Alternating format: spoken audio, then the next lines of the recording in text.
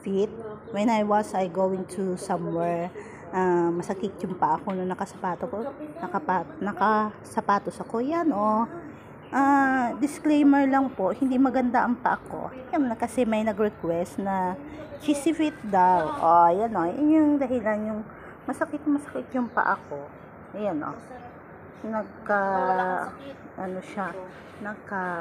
yun tawag yun?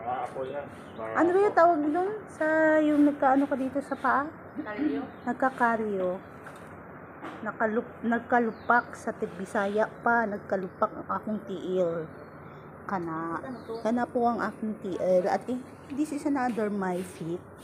Ayan halatang halata dahil sa sapatos ko. Wala kasi po akong magpambili ng sapatos Yan nga po, isa na kang subscriber dyan na nag-request ng cheesy feet. Ito lang po ipapakita ko sa inyo. Yan, hindi ko po alam ano ang ibig sabihin ng cheesy feet. Ano yun, cheese na may feet. Yan hindi. Disclaimer lang, ang pangit ng paa ko. Yan. Yan sa nag-request na cheesy feet, this is your request. Pero hindi ko alam kasi ang ibig sabihin ng cheesy feet. Kaya ipapakita ko ang aking feet na I'm so disgusting ba yan? Sorry, I'm not perfect. Yan.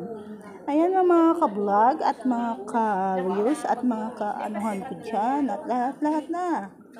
Yan. Gusto mo pa ng paa? Ayan ang paa. Ayun, gusto pa yung paa. Paa!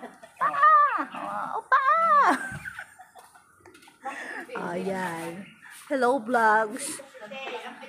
Good morning everyone. This is my vlog. Ryan Estrada vlog. Pobreng yun na yun. Ayan, anuhan sila. Nagmamarites sila dahil sa kanilang mga tanim. Yung iba nagkakape, may nagse-cellphone. Yun yung mga kasamahan ko dito sa accommodation. Ayan nga po. Pagkatapos ng mga paa, cheesy feet na yung mga paa na yan. At ito ang aking paa. Yan. Diba? Gusto mo, fit mo paa ko.